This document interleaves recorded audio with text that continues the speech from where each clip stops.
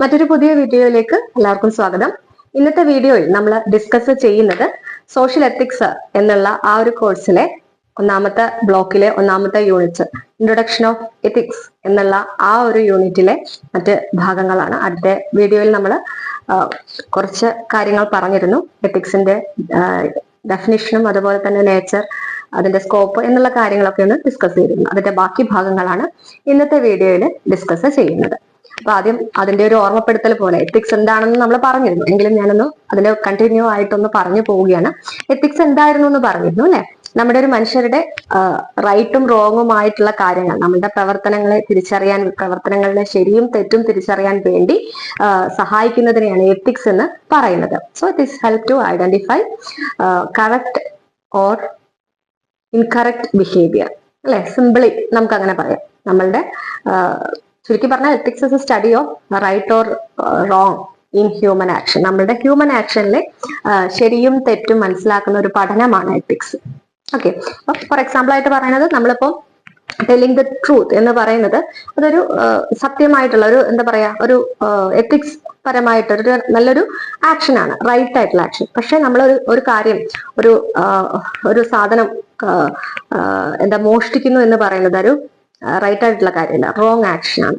So അത് രണ്ടും ഒരു എക്സാമ്പിൾ ആയിട്ട് നമുക്ക് പറയാം. ഇപ്പൊ എത്തിക്സ് എന്ന് പറയുന്നത് study of right or wrong in human action.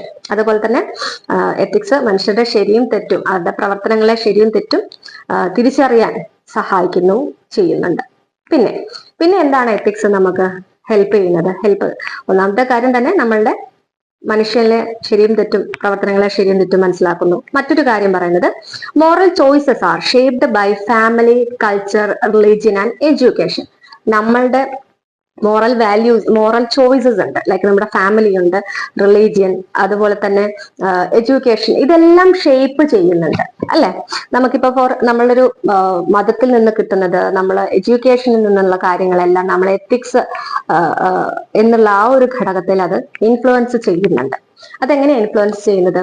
Because ഇതിന്റെയൊക്കെ വാല്യൂസ് അതൊക്കെ വരുന്നത് നമ്മുടെ ലൈഫിൽ നിന്ന് നമ്മൾ പഠിച്ചിട്ടത്, what we learn from our life എന്നുള്ളതിനെ ബേസ് ചെയ്തിട്ടിരിക്കും. അപ്പൊ അതിൽ നിന്ന് നമുക്ക് ഇപ്പം നമ്മുടെ ഫാമിലിയിൽ നമ്മൾ എടുക്കുകയാണെങ്കിൽ, ഫാമിലി നമ്മൾ പറഞ്ഞല്ലോ അത് ഷേപ്പ് ചെയ്യാൻ നമ്മളെ ഫാമിലി ഹെൽപ്പ് ചെയ്യുന്നുണ്ട്. എങ്ങനെയത്? നമ്മുടെ ഫാമിലിയിൽ നിന്നാണ് നമ്മൾ പഠിക്കുന്നത്. ഫോർ എക്സാമ്പിൾ ആയിട്ട് മുതിർന്ന ആൾക്കാരെ നമ്മൾ റെസ്പെക്ട് ചെയ്യണമെന്ന് പഠിക്കുന്നത് നമ്മുടെ ഫാമിലിയിൽ നിന്നാണ്. ആ ഒരു നല്ല ഒരു ആക്ഷൻ നമ്മൾ പഠിക്കുന്നത് അല്ലെ. അതുപോലെ തന്നെ നമ്മളുടെ റിലീജിയൻ നമ്മൾ പഠിക്കുന്ന കാര്യങ്ങളാണ്. നമ്മൾ വളരെ എല്ലാവരോടും ദയ ഉണ്ടാവണം, കരുണ ഉണ്ടാവണം, കൈൻഡ്നെസ് എന്നുള്ള കാര്യങ്ങളൊക്കെ പഠിക്കുന്നത് നമ്മുടെ റിലീജിയൻ, മതങ്ങളിൽ നിന്നാണ്. മറ്റൊന്ന് നമ്മുടെ എഡ്യൂക്കേഷനിൽ നമുക്ക് കിട്ടുന്ന എത്തിക്സ് ആയിട്ടുള്ള കാര്യങ്ങൾ, അതിലെ ഒരു ഷേപ്പ് ചെയ്യുന്ന ഘടകങ്ങൾ എന്തൊക്കെയാ? നമ്മൾ ഡിസിപ്ലിൻ, നമ്മുടെ ലൈഫിൽ ഒരു ഡിസിപ്ലിൻ കൊണ്ടുവരാൻ അത് സഹായിക്കുന്നു അല്ലെ. അപ്പൊ മോറൽ ചോയ്സസ് ഷേപ്പ് ചെയ്യുന്നത് ഈ ഫാമിലി, ഈ ഒരു നമ്മുടെ റിലീജിയൻ, കൾച്ചർ, എഡ്യൂക്കേഷൻ ഒക്കെ ഒരു ഇമ്പോർട്ടന്റ് ഘടകമാണ് എന്നുള്ളത് മനസ്സിലാക്കുക. അതായത് എക്സാമ്പിൾസ് നമ്മൾ ഓർത്തു കഴിഞ്ഞാൽ പെട്ടെന്ന് നമുക്ക് കിട്ടും കേട്ടോ. മറ്റൊന്ന് എത്തിക്സിന്റെ മറ്റൊരു ഘടകമാണ്, ഈ ഒരു എക്സാമ്പിൾസ് ഒക്കെ ഓർത്തു കഴിഞ്ഞാൽ തന്നെ നിങ്ങൾക്ക് പെട്ടെന്ന് നമുക്കത് എഴുതാൻ സാധിക്കും എന്താണെന്നുള്ളത്. എത്തിക്സ് എന്തൊക്കെ കാര്യങ്ങളാണ് എത്തിക്സ് നമ്മളെ ലൈഫിൽ ഉണ്ടാക്കുന്നതും എന്നൊക്കെയുള്ളതൊക്കെ പെട്ടെന്ന് നമുക്ക് മനസ്സിലാക്കാൻ പറ്റും. മറ്റൊരു കാര്യം, ethics affects how people feel after doing right or wrong. ഇപ്പോ നമ്മൾ ഒരു ആക്ഷൻ ചെയ്യുമ്പോൾ, നമ്മളൊരു പ്രവൃത്തി ചെയ്യുമ്പോൾ അത് ശരിയാണ്, ഒരു കാര്യമാണ് നമ്മൾ ചെയ്യുന്നതെന്ന് നമുക്ക് മനസ്സിലാവുന്നു. അപ്പൊ നമുക്ക് എന്താണ് ഒരു മനസ്സിൽ വരുന്നത്? ഒരു സാറ്റിസ്ഫാക്ഷൻ കിട്ടും അല്ലെ. അറ്റ് ദ സെയിം ടൈം നമ്മൾ ഒരാളോട് നമ്മൾ പർപ്പസ്ഫുള്ളി ഒരു കള്ളം പറയുമ്പോൾ നമുക്കറിയാം നമ്മൾ കള്ളമാണ് പറയുന്നത്. പക്ഷെ അതെന്താണ് നമ്മളുടെ ഉള്ളിൽ വരുന്നത്? സംതൃപ്തിയാണോ? അല്ല. നമുക്ക് എന്താ വരുന്നത്? ഒരു ഗിൽറ്റി ഫീലിംഗ് അല്ലെ. നമുക്കൊരു അയ്യോ ഞാൻ പറഞ്ഞു പോയല്ലോ, ഒരു കുറ്റബോധം നമുക്കിങ്ങനെ വരും, ഞാൻ പറഞ്ഞല്ലോ എന്നുള്ളത്. അപ്പൊ നമുക്ക് ഈ എത്തിക്സ് നമ്മൾ ചെയ്യുന്ന കാര്യങ്ങൾ അത് ശരിയാണോ തെറ്റാണോ എന്നൊക്കെയുള്ള ഒരു രണ്ടാമത് ചിന്തിക്കുന്ന, അല്ലെങ്കിൽ അത് നമ്മളുടെ ആ ഒരു ചെയ്യുന്ന കാര്യത്തിനെ അഫക്റ്റ് ചെയ്യുന്നു എത്തിക്സ്. അപ്പൊ നമ്മൾ right action make us happy അല്ലെ, നല്ല കാര്യങ്ങൾ. പക്ഷെ റോങ് ആക്ഷൻ നമുക്ക് എന്താ പറയുന്ന ഒരു ഗിൽറ്റി ഫീലിംഗ് ആണ്, ക്രിയേറ്റ് ഒരു ഗിൽട്ട്. നമുക്ക് അയ്യോ ചെയ്തു പോയല്ലോ എന്നുള്ളൊരു ഉള്ളിൽ അങ്ങനെ ഒരു വരും. അപ്പൊ അത് ഒരു ഘടകമാണ് അല്ലെ അപ്പൊ ഫോർ എക്സാമ്പിൾ ആയിട്ട് പറയണ എന്താണ്, നമ്മള് ഫ്രണ്ട്സിനെ ഹെൽപ്പ് ചെയ്യുന്നത്, നമുക്ക് നല്ലൊരു പ്രൗഡ് ഞാൻ എന്റെ ഫ്രണ്ടിനെ ഹെൽപ്പ് ചെയ്തു. അറ്റ് ദ സെയിം ടൈം നമ്മൾ എന്താ ചെയ്യുക, അറിഞ്ഞോണ്ട് ഒരാളോട് കള്ളം പറഞ്ഞു, അല്ലെങ്കിൽ നമുക്ക് അറിയാം പറയുന്നത് തെറ്റാണ് അല്ലെങ്കിൽ കള്ളമാണ് പറയുന്നതെങ്കിൽ പറയുന്നതും നമുക്ക് എന്താ പറയാ ഒരു ഗിൽറ്റി, ഞാൻ പറഞ്ഞു പോയല്ലോ, തെറ്റ് പറഞ്ഞല്ലോ എന്നുള്ളത്. അപ്പൊ അത് രണ്ടും ഒരു എക്സാമ്പിൾ ആയിട്ട് നമുക്ക് പറയാം. ഇനി മറ്റൊരു ഘടകം, ethic help individuals examine their decisions and values. Ethics ഓരോ വ്യക്തികളിലും ഒരു ഡിസിഷൻസോ ഒരു വാല്യൂസോ ഒക്കെ എടുക്കുമ്പോൾ അത് എക്സാമിൻ ചെയ്യാൻ. അപ്പൊ നമ്മൾ എടുക്കുന്ന ഒരു ഡിസിഷൻ ബേസ് ചെയ്തിരിക്കും. നമ്മൾക്കിപ്പോ ഒരു റോങ് ആയിട്ട് ഡിസിഷൻ നമ്മൾ എടുക്കാൻ പോകുമ്പോൾ നമ്മൾ ചിന്തിക്കും, അത് ശരിയാണോ, അത് മറ്റുള്ളവരുടെ ഒരു നമ്മൾ ചെയ്യുമ്പോൾ മറ്റുള്ളവർക്ക് അത് ഹേർട്ട് ആവുമോ, അല്ലെങ്കിൽ അത് എങ്ങനെയാണെന്നുള്ള കാര്യങ്ങളൊക്കെ നമ്മൾ ചിന്തിക്കും. അപ്പൊ അത് എത്തിക്സിന്റെ ഒരു എന്താ പറയാ, എത്തിക്സ് പരമായി നമ്മൾ ചിന്തിക്കുന്നതാണത്. അപ്പം we compare our action with our values. നമ്മുടെ വാല്യൂസ് ആയിട്ടൊന്ന് കമ്പയർ ചെയ്യും. ആ പ്രവൃത്തി നമ്മൾ ചെയ്താൽ അതെങ്ങനെയാ, അതൊരു മൂല്യം വരും എന്നുള്ളത്. അപ്പൊ അത് നമ്മുടെ പ്രവൃത്തി, നമ്മുടെ ആക്ഷൻ ശരിയാണോ തെറ്റാണോ എന്നത് മനുഷ്യന് തിരിച്ചറിയാൻ പറ്റുന്നു, സഹായിക്കുന്നുണ്ട് എത്തിക്സ്. അത്ര മാത്രം വിചാരിക്കുക കേട്ടോ. എത്തിക്സ് നമ്മള് ഈ പോയിന്റ്സ് ഒക്കെ എത്തിക്സിനെ പറ്റി ഒരു ഡെഫിനിഷൻ എഴുതി കഴിയുമ്പോൾ നിങ്ങൾക്ക് ഇപ്പം കുറച്ചുകൂടി നമുക്ക് വൈഡായിട്ട് എഴുതണ്ട എസ് ഒക്കെ വരുമല്ലോ. അപ്പൊ നമുക്ക് ഈ പോയിന്റ് മാത്രം നിങ്ങൾ ഓർത്ത് എഴുതിയാൽ മതി. എത്തിക്സ് നമ്മൾ എന്താ പറയാ, compare our action with our values. Simple ആണ്. അപ്പൊ എന്താന്നുള്ളത് എക്സാമ്പിളും കൂടി എഴുതി കഴിഞ്ഞാൽ പോയിന്റ് വേണം. കൂടുതൽ നമ്മൾ അങ്ങനെ വലിച്ചു വരെ എഴുതിയതുകൊണ്ട് നമുക്ക് കിട്ടണം എന്നില്ല. ആ ഒരു ഇതും അതിന്റെ ഒരു എക്സാമ്പിൾ എഴുതിയാൽ തന്നെ നമുക്ക് കാര്യം നമ്മൾക്ക് മനസ്സിലായി എന്നുള്ളതാണ്. അപ്പൊ നമുക്ക് അവരെന്താണോ നമ്മളെ ക്വസ്റ്റ്യനിൽ എന്താണോ ഉദ്ദേശിച്ചത് അത് നമുക്കത് മനസ്സിലായി എന്നുള്ളതാണ്. അപ്പൊ അത് എക്സാമ്പിൾ സഹിതം എഴുതാൻ ശ്രമിക്കുക. അതുകൊണ്ടാണ് ഞാൻ എക്സാമ്പിൾ പറയുന്നത്. എക്സാമ്പിൾ പറയുമ്പോൾ കുറച്ച് എളുപ്പത്തിൽ മനസ്സിലാവുന്നുള്ളത് കൂടാതെ തന്നെ നമുക്ക് എക്സാമിനും കൂടി അത് വിവരിക്കാൻ പറ്റും. അപ്പൊ നമ്മൾ ഇവിടെ എന്താണ് ഒരു എക്സാമ്പിൾ പറയാ, നമ്മളിപ്പോ ഒരു പ്രവൃത്തി ചെയ്യുന്നു, പ്രവൃത്തി നമ്മൾ എക്സാം എഴുതാൻ പോകുന്നു എന്ന് തന്നെ ഇരിക്കുക. അത് നമുക്ക് എടുക്കാം. എക്സാം എഴുതാൻ പോകുമ്പോൾ നമ്മൾ എന്താ, എക്സാം എഴുതാൻ പോകുമ്പോൾ നമ്മൾ വിചാരിക്കുകയാണ് ഒന്ന് ചീറ്റ് ചെയ്തേക്കാം, എക്സാമിന് ഒന്ന് കോപ്പി അടിച്ചേക്കാം എന്ന് ചിന്തിക്കുമ്പോൾ നമ്മളത് ചിന്തിക്കുന്നത് എന്താണ്, അയ്യോ ഞാൻ അങ്ങനെ ചെയ്തല്ല, അത് ശരിയാണോ, അത് തെറ്റല്ലേ എന്നുള്ളതൊരു നമുക്കൊരു രണ്ടാമതൊരു ചിന്തിക്കാൻ ഒരു ഇത് വരികയാണ്. അപ്പൊ ആ ഒരു ഘടകം നമുക്കൊരു എക്സാമ്പിൾ ആയിട്ട് പറയാം. നമ്മളൊരു തെറ്റ് ചെയ്യാൻ പോകുന്നു എന്നുള്ളത്, പക്ഷെ നമ്മൾ അതിനെ കൊണ്ടൊന്ന് റീതിങ്ക് ചെയ്യാണ്. സോ നമ്മൾ അതിനെപ്പറ്റി അത് ശരിയാണോ എന്നുള്ളത് ചിന്തിക്കുന്നു. ഇനി നമുക്കൊരു നമ്മൾ ഒരാളോട് ഒരു തെറ്റ് ചെയ്തു, അല്ലെങ്കിൽ ഒരു എന്തെങ്കിലും നമ്മളെ കഴിയുന്ന ഭാഗത്ത് വന്നു കഴിഞ്ഞാൽ ഒരു മിസ്റ്റേക്ക് വന്നു കഴിഞ്ഞാൽ നമ്മൾ ഉടനെ ചെന്ന് എന്താ പറയാ, സോറി പറയാം, ക്ഷമ ചോദിക്കും അല്ലെ. അപ്പൊ അത് നമ്മളുടെ ഒരു മൂല്യം, നമ്മളുടെ ഒരു ആ ഒരു എത്തിക്സിനെ നമ്മൾ എന്താ ചെയ്യാം, എത്തിക്സ് നമുക്ക് ഹെൽപ്പ് ചെയ്യുന്നതാണ് നമ്മളെ. കാരണം നമ്മളത് പറഞ്ഞു കഴിഞ്ഞാൽ നമ്മളുടെ ആക്ഷൻ കൊണ്ട്, നമ്മളുടെ ഒരു പ്രവൃത്തി കൊണ്ട് നമ്മളെ വാല്യൂ നമ്മൾ ഒരിക്കലും കുറയ്ക്കാതിരിക്കാൻ, നമ്മളെ വാല്യൂ ആണ് അവിടെ നോക്കുന്നത്. സോറി പറഞ്ഞില്ലെങ്കിൽ കാര്യമൊന്നുമില്ല, പ്രത്യേകിച്ച് ഒന്നുമില്ല. പക്ഷെ നമ്മൾ എന്താ ചോദിക്കുന്നത്, നമ്മുടെ മൂല്യം, ഒരു ഇൻഡിവിജ്വലിന്റെ മൂല്യം. നമ്മൾ സോറി പറയുമ്പോൾ അവർക്ക് ഉണ്ടാവുന്ന ആ ഒരു ഇത്, അല്ലെങ്കിൽ നമ്മളുടെ തന്നെ ഒരു സെൽഫ് ആയിട്ടുള്ള ഒരു കാര്യം ഉണ്ടാവുമല്ലോ, അത് എത്തിക്സ് അതിനാണ് ഹെൽപ്പ് ചെയ്യുന്നത് നമ്മുടെ ഡിസിഷൻസിന്. അങ്ങനെ മാത്രം ചിന്തിച്ചാൽ മതി. കൂടുതൽ കോംപ്ലിക്കേഷൻസിലേക്കൊന്നും പോകണ്ട കേട്ടോ. അപ്പൊ നമ്മളുടെ ഡിസിഷനും വാല്യൂസും ഒക്കെ എക്സാമിൻ ചെയ്യാൻ, ഒരു ഇൻഡിവിജ്വലിന്റെ ഡിസിഷനും വാല്യൂ ഒക്കെ എക്സാം ചെയ്യാൻ വേണ്ടിയിട്ട് എത്തിക്സ് ഹെൽപ്പ് ചെയ്യുന്നു എന്ന് മാത്രം ആലോചിക്കുക. ഒരു തെറ്റായ ഡിസിഷൻ എടുക്കുമ്പോൾ അല്ലെങ്കിൽ ശരിയായ ഡിസിഷൻ എടുക്കുമ്പോൾ ഒക്കെ അത് ഒരു ഇൻഡിവിജ്വലിനെ ഹെൽപ്പ് ചെയ്യുന്നുണ്ട് എത്തിക്സ്. അങ്ങനെ മാത്രം മനസ്സിലാക്കുക. മറ്റൊന്ന്, ethics is both theoretical and practical അല്ലെ. എത്തിക്സ് എന്ന് പറയുന്നത് നമുക്ക് പറഞ്ഞു തരുന്നത് എക്സ്പ്ലെയിൻ വാട്ട് ഇസ് ഗുഡ്, എന്താണെന്നുള്ളത് നമുക്ക് എക്സ്പ്ലെയിൻ ചെയ്തു തരും നമ്മൾ തിയറിറ്റിക്കലി പറയുകയാണെങ്കിൽ. പക്ഷെ അത് പ്രാക്ടിക്കലി എന്ന് പറയുമ്പോൾ എന്താണ്, ആ തെറ്റ് നമുക്ക് പറഞ്ഞു തരുന്നതും നമ്മളത് അപ്ലൈ ചെയ്യുന്നതുമാണ് പ്രാക്ടിക്കൽ എന്ന് പറയുന്നത്. അപ്പൊ നമ്മൾ പറയാണ് മറ്റുള്ളവരെ നമ്മൾ എന്താ പറയാ ഉപദ്രവിക്കരുത് എന്നുള്ളത് പറയുന്നു. അതൊരു തിയറിയാണ്. അറ്റ് ദ സെയിം ടൈം നമ്മളത് പ്രാക്ടിക്കലി ചെയ്യുമ്പോൾ എങ്ങനെയാ, നമ്മൾ മറ്റുള്ളവരെ ഹെൽപ്പ് ചെയ്യുമ്പോഴാണ് അതൊരു പ്രാക്ടിക്കൽ ആയിട്ട് വരുന്നത്.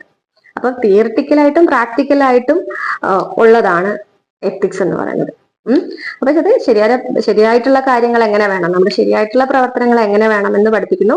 അതാണ് തിയറി ആയിട്ട് വരിക. പക്ഷെ അത് നമ്മുടെ ജീവിതത്തിൽ നടപ്പാക്കുമ്പോഴാണ് അതൊരു ആക്ഷൻ ആയിട്ട് വരുന്നത്.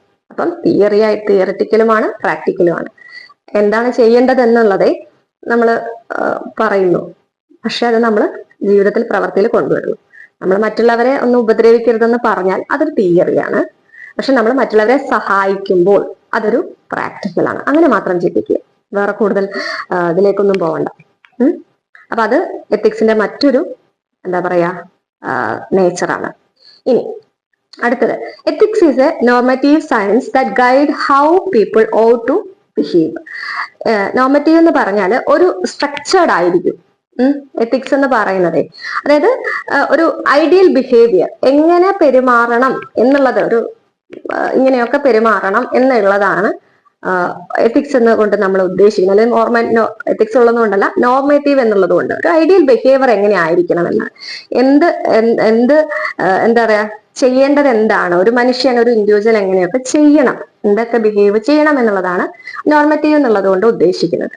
അപ്പം അതിൽ നമുക്കിപ്പം അതാണ് ഒരു ആൾക്കാരെ ഗൈഡ് ചെയ്യുന്നത്, എന്തൊക്കെ ചെയ്യണം, സ്ട്രക്ചർഡ് ആയിട്ടുള്ള കുറച്ച് കാര്യങ്ങൾ നമ്മൾ പറയും. ഇപ്പൊ ഫോർ എക്സാമ്പിൾ പറയുകയാണെങ്കിൽ നമ്മളെല്ലാ എന്താ പറയാ, വളരെ കാമായിട്ട് സംസാരിക്കണം, എല്ലാവരോടും കാമായിട്ട് സംസാരിക്കണം എന്ന് പറയും അല്ലെ. അതുപോലെ തന്നെ ഇപ്പൊ നമ്മുടെ ഒരു രാഷ്ട്രീയ നേതാവ്, അവരെല്ലാവരെയും, അവരുടെ ജനങ്ങളെ എല്ലാവരും ഒരുപോലെ ഈക്വലി അവരെ ട്രീറ്റ് ചെയ്യണം എന്നുള്ളത്, ഇതൊക്കെ അവരുടെ ആ ഒരു ഇങ്ങനെ ആയിരിക്കണം, ഒരു ഇൻഡിവിജ്വൽ ഇങ്ങനെ ആയിരിക്കണം എന്നുള്ള ഒരു പ്രവർത്തനങ്ങൾ ഇങ്ങനെ ആയിരിക്കണം എന്നുള്ളത് പഠിപ്പിക്കുന്നുണ്ട്. അതൊരു എത്തിക്സിന്റെ ഭാഗം, എത്തിക്സ് കൂടിയാണ്. അത് എത്തിക്സ് നോർമറ്റീവ് ആയതുകൊണ്ടാണ്. ഇത് സ്ട്രക്ചേർഡ് ആണ്, ഇങ്ങനെ തന്നെ ചെയ്യണം. അല്ലാതെ പൊളിറ്റിക്കൽ ആയിട്ടുള്ള ഒരാൾക്ക് കുറച്ച് വിഭാഗക്കാർക്ക് അല്ലെങ്കിൽ കുറച്ച് ഇൻഡിവിജ്വൽസിനെ മാത്രമേ ഞാൻ അവരെ നോക്കുകയുള്ളൂ, ബാക്കിയുള്ളവരെ ഞാൻ ട്രീറ്റ് ചെയ്യില്ല എന്ന് പറയാൻ പാടില്ല. ഒരു ജനനേതാവ് എന്നുള്ള നിലയിൽ അവരെല്ലാരെയും ഈക്വൽ ആയിട്ട് അവര് ട്രീറ്റ് ചെയ്തിരിക്കണം. അതൊരു നോർമറ്റീവ് ആയിട്ടുള്ള ഇതാണ്, ഒരു ഐഡിയൽ ബിഹേവിയർ ആണ് ഒരു പൊളിറ്റീഷ്യന്റെ. അതുപോലെ തന്നെ നമ്മൾ എല്ലാവരോടും നല്ല സോഫ്റ്റ് ആയിട്ട് സംസാരിക്കുക എന്നുള്ളത് മറ്റൊരു ഈ പറഞ്ഞ പോലെ ഒരു നോർമറ്റീവ് ഒരു ബിഹേവിയർ ആണ്, ഒരു ഐഡിയൽ ബിഹേവിയർ ആണ്. അപ്പൊ എത്തിക്സ് എന്ത് ചെയ്യുന്നു, നോർമറ്റീവ് സയൻസ് ഒരു വ്യക്തിയെ എങ്ങനെ ഗൈഡ് ചെയ്യണം, മറ്റുള്ളവരുമായിട്ട് എങ്ങനെ ബിഹേവ് ചെയ്യണം എന്നുള്ളത് കൂടി, ആ ഒരു നേച്ചറും കൂടി എത്തിക്സിനുണ്ട് എന്നുള്ളത് മനസ്സിലാക്കുക.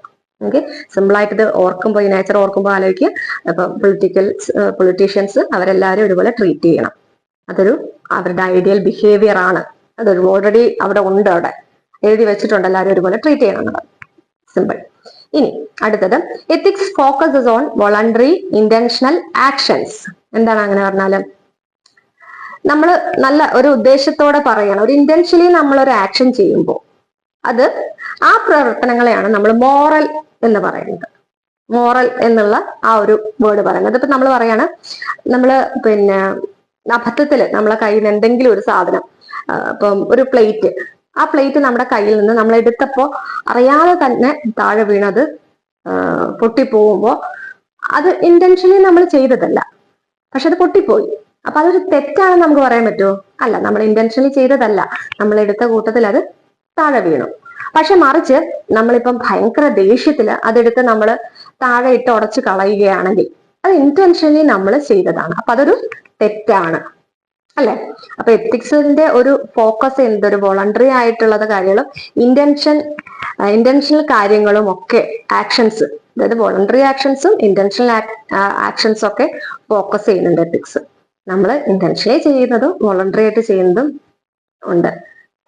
നമ്മൾ അബദ്ധത്തിൽ പറ്റിയതും നമ്മൾ ഇന്റൻഷനലി ചെയ്തതും രണ്ടാണ്. അത് രണ്ടും എത്തിക്സ് ഫോക്കസ് ചെയ്യുന്നുണ്ട്. Intentional actions are judged morally അല്ലെ.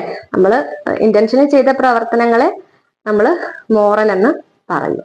ഓക്കെ, അപ്പൊ ആ രണ്ട് എക്സാമ്പിൾസും ആലോചിക്കുക, എളുപ്പത്തിൽ നിങ്ങൾക്ക് കിട്ടും. Next, it is different from psychology and biology.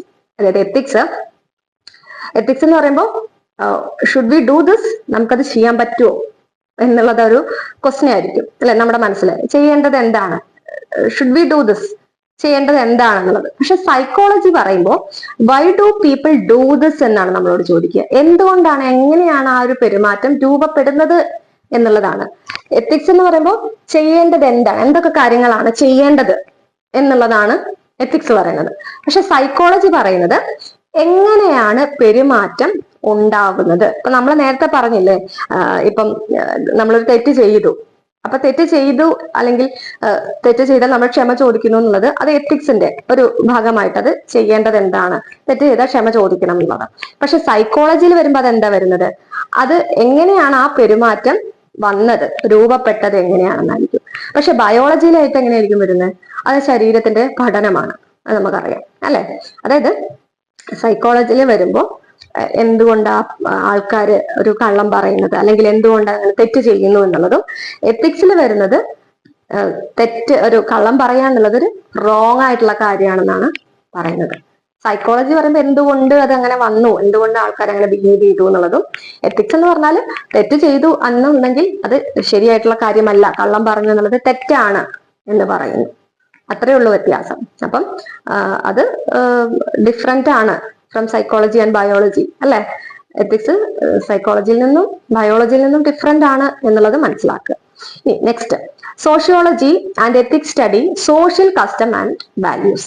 നമ്മള് സോഷ്യോളജിയിൽ ഡിസ്ക്രൈബ് ചെയ്യുന്നത് എന്താണ്, ആചാരം എന്താണ് എന്നുള്ളത് നമ്മൾ പറയുന്നത് പഠിക്കുന്നത് സോഷ്യോളജിയിലാണ്. പക്ഷെ എത്തിക്സ് എന്താണ്, അത് നല്ലതാണോ, ആചാരം അല്ലെങ്കിൽ നമ്മൾ ചെയ്യുന്ന കാര്യം നല്ലതാണോ എന്നുള്ളതാണ് പരിശോധിക്കുന്നത്. സോഷ്യോളജി അങ്ങനെയല്ല, എന്താണോ ആചാരം, ഒരു എത്തിക്സ് എന്താണെന്നുള്ളത് അല്ലെങ്കിൽ എന്താണ് ഇവാലുവേറ്റ് ചെയ്യും നമ്മൾ, ആചാരങ്ങൾ എന്താണെന്നൊക്കെ പറയും. എത്തിക്സ് നേരെ തിരിച്ചാണ്, അത് നല്ലതാണോ എന്ന് മാത്രമേ നമ്മൾ പരിശോധിക്കൂ. ശരിയാണോ, റോങ് ആണോ, റൈറ്റ് ആണോ, എത്തിക്സ് അത് മാത്രമേ നോക്കുകയുള്ളൂ, അല്ലാതെ വേറൊന്നും അതിനെക്കുറിച്ച് നോക്കില്ല. നമ്മൾ ഫോർ എക്സാമ്പിൾ പറയുകയാണെങ്കിൽ, നമ്മൾ ഡൗറി കൊടുക്കുന്നുണ്ടല്ലോ, അതൊരു ആചാരമായിട്ടാണ് പലർക്കും അല്ലെ, ഒരു കൊടുക്കുക എന്നുള്ളത് ഒരു ആചാരമാണ്. ബട്ട് നമ്മളെ സോഷ്യോളജിയിൽ അതെന്താ പറയുന്നത്, നമ്മൾ ഡൗറി തന്നെ എടുക്കുകയാണെങ്കിൽ സോഷ്യോളജി പറയുകയാണെങ്കിൽ അത് എന്തുകൊണ്ടാണ് ആൾക്കാർ ആ ഒരു സിസ്റ്റം, എന്താണ് ആൾക്കാർ അത് ഫോളോ ചെയ്യുന്നത് എന്നുള്ളത് നോക്കും സോഷ്യോളജി പരമായിട്ട്. പക്ഷെ എത്തിക്സ് പരമായിട്ട് എന്താണ് പറയാ, അത് അൺഫെയർ ആണ് അല്ലെ. നമ്മൾ നോക്കുമ്പോൾ ഡൗറി കൊടുക്കുന്നത് അൺഫെയർ ആയിട്ടുള്ള ശരിയായിട്ടുള്ള കാര്യമല്ല എന്നുള്ളതാണ് എത്തിക്സ് പരമായിട്ടുള്ളൊരു നോക്കുമ്പോൾ നമുക്ക് കിട്ടുന്നത്, അത് ഫോക്കസ് ചെയ്യുമ്പോൾ. അപ്പം സോഷ്യോളജി പക്ഷെ നമ്മൾ എന്താ നോക്കുന്നത്, എന്തുകൊണ്ടാണ് ആൾക്കാർ അത് കാരണം അങ്ങനെ ചെയ്യാനുള്ള കാരണം എന്താണ് എന്നുള്ളത് മാത്രം നോക്കുന്നുണ്ട്. അവർ കൊടുക്കുന്ന എന്തൊക്കെയുള്ള കാരണം. എത്തിക്സ് പറയുന്ന ഒറ്റേ ഉള്ളൂ, അത് തെറ്റാണ്, തെറ്റോ ശരിയോ എന്നുള്ളത് മാത്രമേ ഉള്ളൂ, ക്ഷമിക്കണം, തെറ്റോ ശരിയോ എന്നുള്ളത് മാത്രമേ ഉള്ളൂ എത്തിക്സിന്റെ ഒരു ഭാഗം വരുന്നത്. ഓക്കെ, സിംപിളി അത് സോഷ്യോളജിയിൽ അതേ വരുന്നുള്ളൂ. നമ്മൾ ദാനത്തിനുള്ള ഒരു ഡൗറിയിലേക്കുള്ള സോഷ്യൽ എന്താണ് അതിന്റെ റീസൺ എന്ന് പഠിക്കുന്നു, എന്തിനാണ് ഫോളോ ചെയ്യുന്നതെന്ന് ഡൗറി, മറ്റത് ഡൗറി തെറ്റാണ്, അത്രേ ഉള്ളൂ. Next, ethics evaluate customs four justice and equality. അത് നമുക്കറിയാം, എത്തിക്സ് ഇവാലുവേറ്റ് എന്നുള്ളത് തന്നെ നമ്മുടെ ജസ്റ്റിസും ഇക്വാലിറ്റിയും ഒക്കെ ആണ് ഫോക്കസ് ചെയ്യുന്നത് നമുക്കറിയാം. ശരിയും തെറ്റും എന്നുള്ള കാര്യം തന്നെ പറയുമ്പോൾ ജസ്റ്റിസും നമ്മുടെ ഇക്വാലിറ്റി എന്നുള്ളത് മാത്രമാണ്. അതായത് എല്ലാ കുട്ടികൾക്കും നമുക്കറിയാം, എല്ലാ കുട്ടികൾക്കും ഈക്വൽ എഡ്യൂക്കേഷൻ കൊടുക്കണം എന്നുള്ളത്. അതായത് നമുക്കറിയാം പല സംസ്ഥാനങ്ങളിലും ഗേൾസിനെ പഠിപ്പിക്കാതിരിക്കുന്നു, അവർ സ്കൂളിൽ പോകണ്ട എന്നുള്ളത്. പക്ഷെ ബോയ്സിന് പഠിപ്പിക്കുന്നു. അപ്പൊ അത് പക്ഷെ പാടില്ല, എല്ലാവർക്കും ഒരുപോലെ ഈക്വൽ ആയിട്ടുള്ള എഡ്യൂക്കേഷൻ കൊടുക്കണം. അത് ബോയ്സിനാണെങ്കിലും ഗേൾസിനാണെങ്കിലും എന്നുള്ളത് എത്തിക്കലി ഉള്ള ഒരു കാര്യമാണ്. പക്ഷെ നമ്മൾ അൺഎത്തിക്കലായിട്ടൊരു കാര്യം പറയുകയാണെങ്കിൽ എങ്ങനെയാ, നമ്മളുടെ ഇപ്പോ കാസ്റ്റ് ബേസ് ചെയ്തിട്ട് നമുക്കൊരു വിഭജനം വരിക, അതല്ലെങ്കിൽ വ്യത്യാസം വരുത്തുക, അതൊരു അൺഫെയർ ആയിട്ടുള്ള അൺഎത്തിക്കൽ ആയിട്ടുള്ള കാര്യമാണ്. അപ്പം നമ്മുടെ ജസ്റ്റിസിനും ഈക്വാലിറ്റിക്കുമാണ് എത്തിക്സ് കൂടുതൽ മുൻതൂക്കം കൊടുക്കുന്നത്. അത് എത്തിക്സിന്റെ ഒരു നേച്ചറാണ്. എക്സാമ്പിൾ മാത്രം ആലോചിച്ചാൽ മതി, giving equal education to all, boys ആണെങ്കിലും ഗേൾസ് ആയാലും, അത് എത്തിക്സ്. പക്ഷെ നമ്മൾ കാസ്റ്റ് ബേസ് ചെയ്ത് എല്ലാവരും തരംതിരിക്കുന്നത് അതൊരു അൺഎത്തിക്കൽ ആയിട്ടുള്ള കാര്യമാണ്. നെക്സ്റ്റ് വരുന്നത്, ethics and political science both deal with fairness. അതായത് നമ്മളുടെ പൊളിറ്റിക്കൽ പരമായിട്ടുള്ള കുറെ കാര്യങ്ങളുണ്ട്. അതായത് നമ്മളുടെ റൂൾസ്, പൊളിറ്റിക്കൽ ഫോം റൂൾസ് ഒക്കെ, അത് ഫെയർ ആണോ എന്നുള്ളത് എത്തിക്സ് എപ്പോഴും ചെക്ക് ചെയ്തുകൊണ്ടേയിരിക്കും അല്ലെ. പല റൂൾസും നമുക്കറിയാം അല്ലെ, റൂൾസും റെഗുലേഷൻസ്, അതൊക്കെ എപ്പോഴും ശരിയാണോ ഫെയർ ആണോ എന്നുള്ളതാണ്. നിയമങ്ങൾ, നമ്മുടെ സർക്കാർ പ്രവർത്തനങ്ങളോ നിയമങ്ങളൊക്കെ എത്തിക്കൽ ആണോ എന്ന് എത്തിക്സ് ചോദിക്കുന്നു, ശരിയല്ലേ. അപ്പം നമ്മൾ ഫോർ എക്സാമ്പിൾ പറയുകയാണെങ്കിൽ, ഒരു ലോ പറയാണ്, വുമൺസിനെയും ചിൽഡ്രൻസിനെയും പ്രൊട്ടക്ട് ചെയ്യുന്നു എന്നുള്ളത്. അതൊരു നല്ല ലോയാണ്. പക്ഷെ മറ്റൊരു ലോയാണ് അലൗസ് കറപ്ഷൻ. അത് പലയിടത്തും നടക്കുന്നതാണ്. നമുക്ക് കൂടുതൽ അതിന്റെ ആധികാരികമായിട്ടൊന്നും പോകണ്ട, ജസ്റ്റ് നിങ്ങളൊന്ന് ആലോചിച്ചാൽ മതി. അപ്പൊ അതൊരു ബാഡ് ലോ ആയിട്ട് പറയാം. പക്ഷെ അതിൽ നമ്മളുടെ പൊളിറ്റിക്കലി നമ്മൾ നോക്കുമ്പോൾ അതിലും എത്തിക്കലി ഉള്ള കാര്യങ്ങളാണോ എന്നുള്ളത് എത്തിക്സ് ഒന്ന് ചോദിക്കുന്നുണ്ട്. കാരണം നമ്മുടെ ലോ തന്നെ 2 ലോ നമ്മൾ എടുത്തു കഴിഞ്ഞാൽ കുട്ടികൾക്കും സ്ത്രീകൾക്കും ഒരുപോലെ പ്രൊട്ടക്ഷൻ കൊടുക്കണം എന്നുള്ളത് ഒരു നല്ല ലോയാണ്. At the same time corruption law ചെയ്യുന്നത് ഒരു ബാഡ് ആയിട്ടുള്ള ലോയാണ്. അത്രമാത്രം ചിന്തിക്കാം. Next, ethical thinking support to democracy. ഇപ്പം നമ്മള് ഇപ്പൊ നടക്കാൻ പോകുന്നത് നമ്മുടെ എലക്ഷൻസ് ഒക്കെ വരുന്നുണ്ടല്ലോ, അതിൽ നമ്മള് എന്താ പറയാ ഡെമോക്രസിയെയാണ് സപ്പോർട്ട് ചെയ്യുന്നത് അല്ലെ. നമ്മളിപ്പം തെരഞ്ഞെടുപ്പ് നടക്കുമ്പോൾ നമ്മളൊരു നമ്മൾക്ക് താല്പര്യമുള്ള ഒരു വ്യക്തിക്ക് നമുക്ക് എന്തൊക്കെ കാര്യങ്ങൾ ചെയ്തു എന്നുള്ള നോക്കിയിട്ട് അത് ബേസ് ചെയ്തിട്ടാണ് നമ്മൾ ആ വ്യക്തിയെ തിരഞ്ഞെടുപ്പിലൂടെ തിരഞ്ഞെടുക്കുന്നത്. അത് നമ്മൾ എന്താ പറയാ എത്തിക്സിന്റെ ഒരു നമ്മുടെ ഡെമോക്രസിയെ സപ്പോർട്ട് ചെയ്യുന്നുണ്ട് അല്ലെ. അറ്റ് ദ സെയിം ടൈം നമ്മളെ ഇപ്പം നമുക്ക് ഒരുപാട് സർവീസസ് ഒക്കെ നമുക്ക് നൽകുമ്പോൾ, ഇപ്പൊ ഫോർ എക്സാമ്പിൾ നമുക്ക് തന്നെ ഒരുപാട് സർവീസസ് ഒക്കെ കിട്ടുന്നുണ്ട്. അതൊന്നും നമുക്ക് ആർക്കും ഒരു എന്താ പറയാ വിവേചനം ഒന്നും ഇല്ലാതെ, ഡിഫറൻസ് ഒന്നും ഇല്ലാതെ നമുക്ക് ലഭിക്കുന്നു എന്നുള്ളത് നമ്മൾ ഉറപ്പാക്കുക. അവിടെ ഒരു ഇത് വരരുത്, എന്താ പറയാ ഒരു വേർതിരിവ് വരാൻ പാടില്ല. നമ്മളിപ്പോ ഒരാളെ തെരഞ്ഞെടുക്കുന്നു, അതുപോലെ തന്നെ നമുക്ക് കിട്ടേണ്ട എല്ലാ ആനുകൂല്യങ്ങളും മറ്റു കാര്യങ്ങളെല്ലാം സപ്പോർട്ടുകളും സർവീസും എല്ലാം ഒരുപോലെ എല്ലാവർക്കും കിട്ടിയിരിക്കണം എന്നുള്ളത്. അതിലൊന്നും വിവേചനം കാണിക്കാൻ പാടില്ല. അപ്പൊ എത്തിക്കൽ തിങ്കിങ് സപ്പോർട്ട് ഡെമോക്രസി. ഡെമോക്രസിയെ മാത്രമാണ് സപ്പോർട്ട് ചെയ്യുന്നത്. ഡെമോക്രസി എന്ന് പറയുന്നതാണല്ലോ നമ്മൾ തെരഞ്ഞെടുക്കുന്ന ആൾക്കാർ നമുക്ക് കിട്ടുന്ന സർവീസുകളും തുല്യമായിരിക്കണം. Simple. Next, personal ethics guide daily behaviour. നമ്മുടെ ഡെയിലി ബിഹേവിയറിനെ ഗൈഡ് ചെയ്യുന്നുണ്ട്. ഓഫ് കോഴ്സ് ഉണ്ട്. നമ്മൾ നേരത്തെ പറഞ്ഞു, നമ്മളെ ഫാമിലിയിൽ നിന്ന് നമ്മൾ ബഹുമാനം പഠിക്കുന്നത് ഫാമിലിയിൽ നിന്നാണ്. അതുപോലെ തന്നെ നമ്മളിപ്പം ഞാൻ ഒരു വാക്കങ്ങ് തരികയാണ്, ആ വാക്ക് ഞാൻ പാലിച്ചിരിക്കുന്നു പറയുന്നത് നമ്മളുടെ ഒരു എന്താ പറയാ പേഴ്സണൽ എത്തിക്സിനെ, അത് നമ്മളുടെ പേഴ്സണൽ എത്തിക്സ് ബേസ് ചെയ്തിട്ടാണ് നമ്മൾ പറയുന്നത്. അതുപോലെ തന്നെ മറ്റൊന്നാണ് നമ്മൾ ഇപ്പം പരീക്ഷയൊക്കെ വ്യക്തമായിട്ട് നമ്മൾ എഴുതിക്കോളാം, നമ്മൾ കളവൊന്നും ചെയ്യാതെ കോപ്പിയൊന്നും അടിക്കാതെ എഴുതുന്നു എന്നുള്ളത് നമ്മളൊരു പേഴ്സണൽ എത്തിക്സിന്റെ ഭാഗമായിട്ടാണത്. പലരും പല കാര്യങ്ങളിലും വെക്കുന്ന എന്റെ ഒരു എത്തിക്സ് അതാണ്, എന്റെ പേഴ്സണൽ എത്തിക്സ് ഇതുകൊണ്ടാണ് എന്ന് പറഞ്ഞു നിൽക്കുന്നവരുണ്ടാവും. അവരെടുത്ത തീരുമാനങ്ങളും അവരെടുത്ത കൊടുത്ത വാഗ്ദാനങ്ങളും ഒക്കെ. അപ്പൊ അത് പേഴ്സണൽ എത്തിക്സിനെ കൂടെ നമ്മുടെ ഒരു ഡെയിലി ബിഹേവിയറിനെ എത്തിക്സ്, പേഴ്സണൽ എത്തിക്സ് ഗൈഡ് ചെയ്യുന്നുണ്ടെന്ന് മനസ്സിലാക്കുക. ഇനി മറ്റൊന്ന്, social ethics ensure justice at community level. ഇപ്പം നമ്മുടെ കമ്മ്യൂണിറ്റിയിൽ തന്നെ നമ്മളൊരു നല്ല ഒരു വിഭാഗത്തെ നമ്മളൊരു ജസ്റ്റിസ് കൊണ്ടുവരാൻ നമ്മൾ സോഷ്യൽ എത്തിക്സ് ഹെൽപ്പ് ചെയ്യുന്നുണ്ട്, എൻഷുർ ചെയ്യുന്നുണ്ട്. ഹെൽപ്പ് ചെയ്യുന്നല്ല, എൻഷുർ ചെയ്യുന്നുണ്ട്. അതിന്റെ എക്സാമ്പിൾ ആയിട്ട് പറയാം, നമ്മളിപ്പം പാവപ്പെട്ട ആൾക്കാരെ നമ്മൾ സഹായിക്കുന്നു, അത് നമുക്കൊരു എന്താ പറയാ ഫിനാൻഷ്യലി അവരെ ഒന്ന് ഹെൽപ്പ് ചെയ്യുന്നു. അതുപോലെ തന്നെ നമ്മളത് മറ്റൊന്ന്, നമുക്കിപ്പം വളരെ ബുദ്ധിമുട്ടിലുള്ള ഒരാൾക്കാരെ നമ്മൾ സഹായിക്കുന്നു, അതൊക്കെ നമ്മളൊരു സോഷ്യൽ എത്തിക്സിന്റെ ഭാഗമായിട്ട് നമ്മൾ ചെയ്യുന്നതാണ്. അപ്പൊ അത് നമ്മൾ ഒരു കമ്മ്യൂണിറ്റി ലെവലിൽ അത് സോഷ്യൽ എത്തിക്സ് എൻഷുർ ചെയ്യാണ്. ഈ ഒരു ജസ്റ്റിസ് ഒക്കെ നമുക്ക് കമ്മ്യൂണിറ്റി കൊടുക്കാൻ കിട്ടുന്നു എന്നുള്ളത് ഹെൽപ്പ് ചെയ്യുന്നുണ്ട്. ഓക്കെ, അപ്പം അത്രയുമാണ്.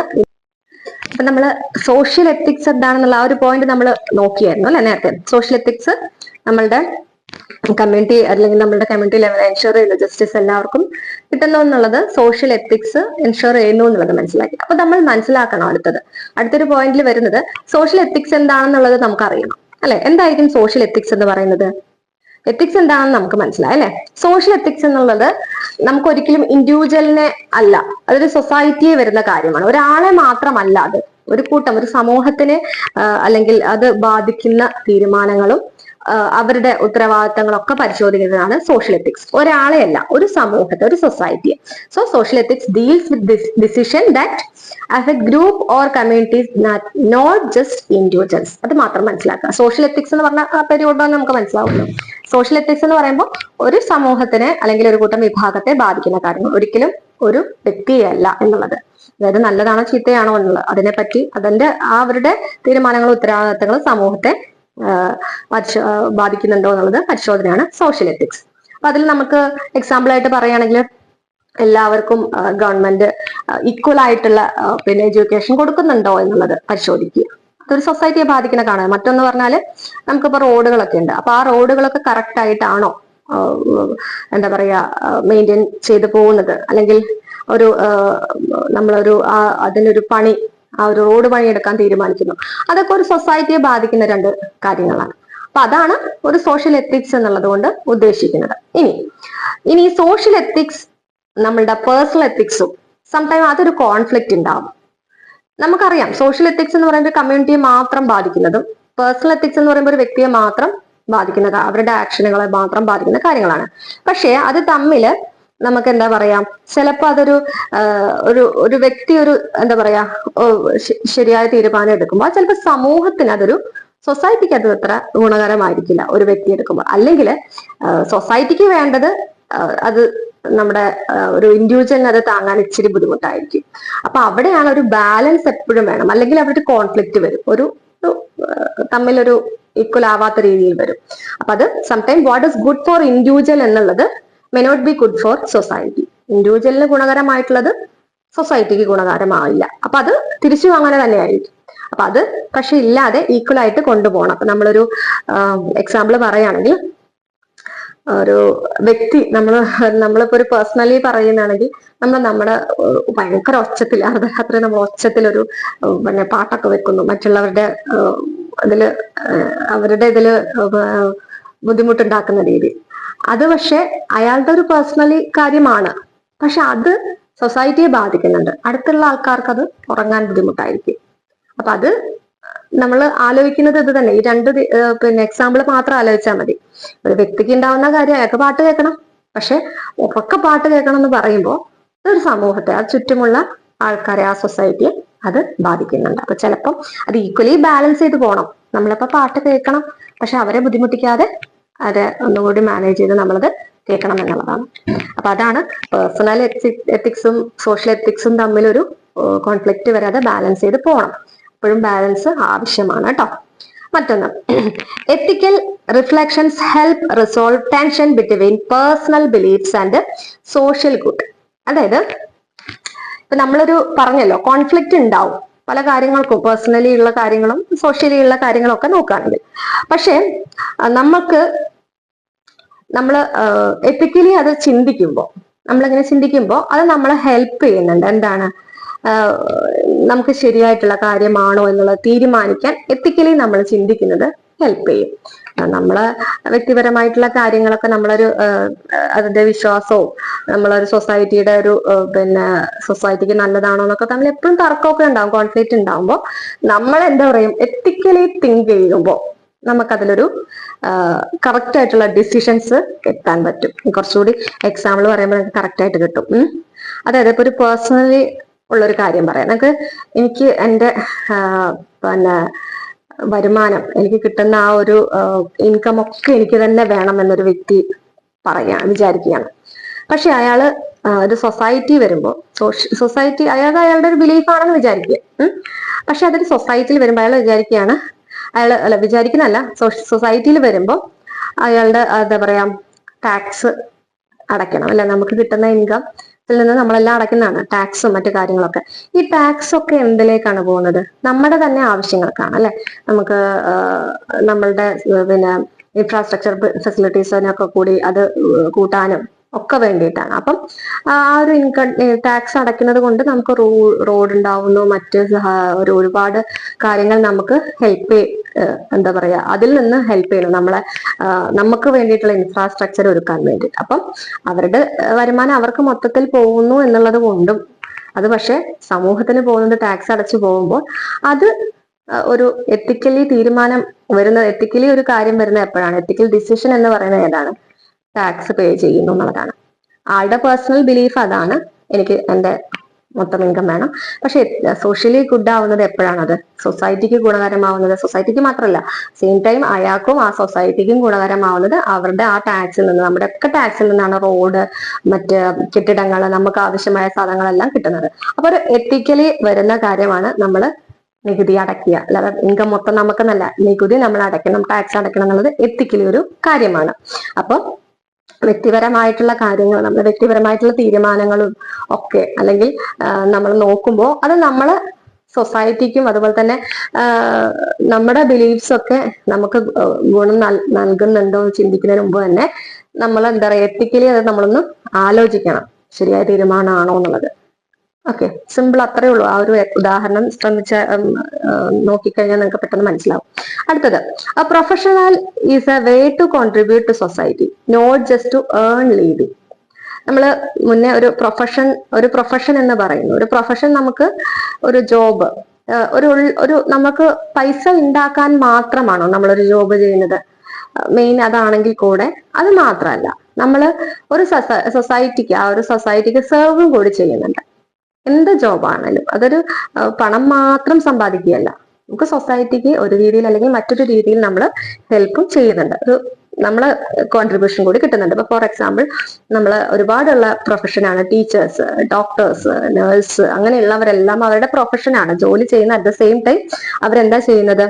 അവര് നമ്മുടെ സമൂഹത്തിനൊരു അവരുടെ ഒരു സംഭാവന കൂടി അവർ നൽകുന്നുണ്ട്.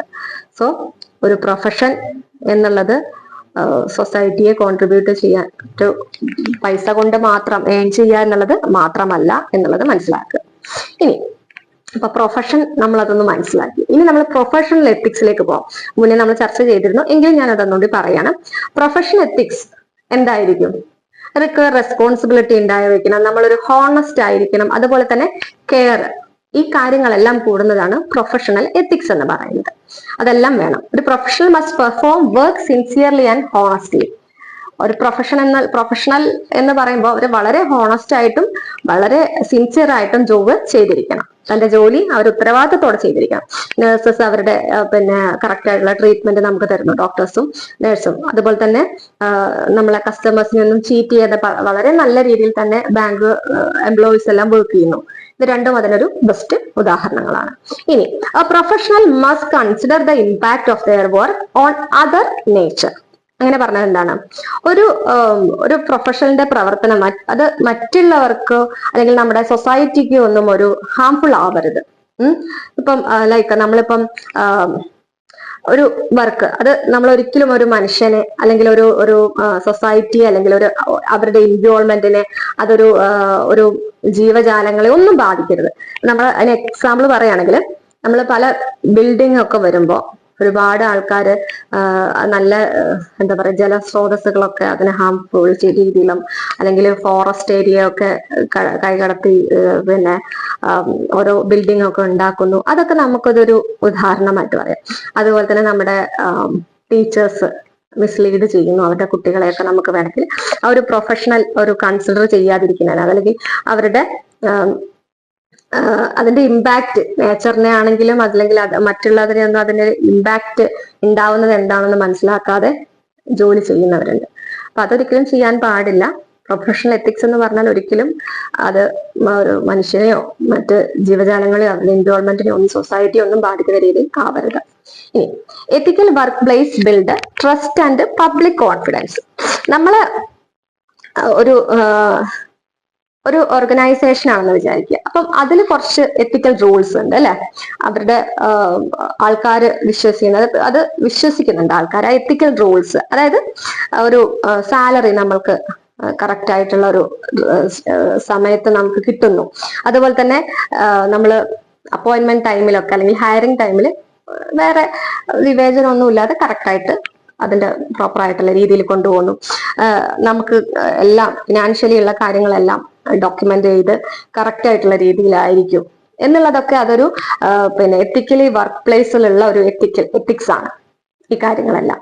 അപ്പൊ അത് ഒരു ട്രസ്റ്റും അതുപോലെ തന്നെ പബ്ലിക്കലി ഒരു കോൺഫിഡൻസും കൂട്ടുവാണ് ആ ഒരു എത്തിക്സ് ഉള്ളതുകൊണ്ട്. അപ്പൊ അതിനെ പ്രൊഫഷണൽ എത്തിക്സും അതേപോലെ വർക്ക് പ്ലേസിലെ എത്തിക്സ് എന്ന് പറയുന്നത് നമുക്ക് എടുക്കാം. അത് ഫോളോ ചെയ്യുമ്പോഴാണ് ഒരു സ്ഥാപനത്തിന് ആൾക്കാർക്കുള്ള ഒരു എത്തിക്സ് പരമായിട്ട് പോകുമ്പോൾ മാത്രമാണ് ആൾക്കാർക്ക് കുറച്ചുകൂടി വിശ്വാസം വരുന്നത്. അല്ലെങ്കിൽ അവരെന്തൊക്കെയോ കാണിച്ച് ഹയർ ചെയ്യുന്നു, അവർ പ്രോപ്പറായിട്ട് സാലറി തരുന്നില്ല എന്നൊക്കെ പറയുമ്പോൾ ആ ഒരു സ്ഥാപനത്തിനോട് നമുക്കൊരു എന്താ പറയാ വിശ്വാസം ഇല്ലാതെ വരും. അപ്പൊ അത് പ്രൊഫഷണലി അത് എല്ലാ കാര്യങ്ങളും അതിൽ എത്തിക്കലി എല്ലാ കാര്യങ്ങളും ചെയ്തിരിക്കണം. മറ്റൊന്ന്, എൻവയോൺമെന്റൽ ethics studies our moral duties and forward nature towards nature. ക്ഷമിക്കണം. അതായത് നമ്മള് എത്തിക്സിലെ എൻവയോൺമെന്റൽ എത്തിക്സ് എന്ന് ഒരു ടേം ഇപ്പൊ പറയാണ്. അതില് നമ്മൾ നമ്മുടെ നമ്മളെ തന്നെ, മനുഷ്യരെ തന്നെ സംരക്ഷിക്കാനും നമ്മുടെ എൻവയോൺമെന്റിനെ സംരക്ഷിക്കാനും ഉള്ള ഒരു മോറൽ നമ്മളുടെ ഉത്തരവാദിത്തമാണെന്നുള്ളത് പഠിപ്പിക്കുന്നുണ്ട് അല്ലെ. അത് ശരിയാണ്. എൻവയോൺമെന്റൽ എത്തിക്കല് പഠിക്കാൻ നമുക്ക് നാളത്തേക്കും കൂടി വേണ്ടിയിട്ടുള്ളതാണ് എന്നുള്ളത് നമ്മൾ മനസ്സിലാക്കുന്നു. അപ്പം ഇത് മുന്നേ പറഞ്ഞിട്ടുണ്ടായിരുന്നു, ഒന്നുകൂടി ഒന്ന് റിട്ടൊക്കെ ചെയ്താണ് കേട്ടോ.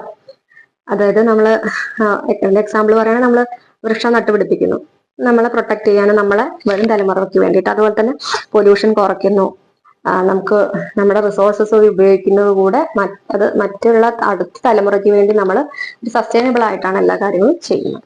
ഒക്കെ ഉദാഹരണമാണ് കേട്ടോ. നെക്സ്റ്റ്, ഇറ്റ് ഇൻക്ലൂഡ്സ്, അതായത് നമ്മുടെ എൻവയോൺമെന്റൽ എത്തിക്സിൽ വരുന്നത്, it includes different views and such as human centred, animal centred, life centred and system centred ethics. നമ്മുടെ എൻവയോൺമെന്റൽ എത്തിക്സിൽ തന്നെ വരുമ്പോൾ അന്ന് ഡിഫറെന്റ് അപ്രോച്ചസ് ഉണ്ട്.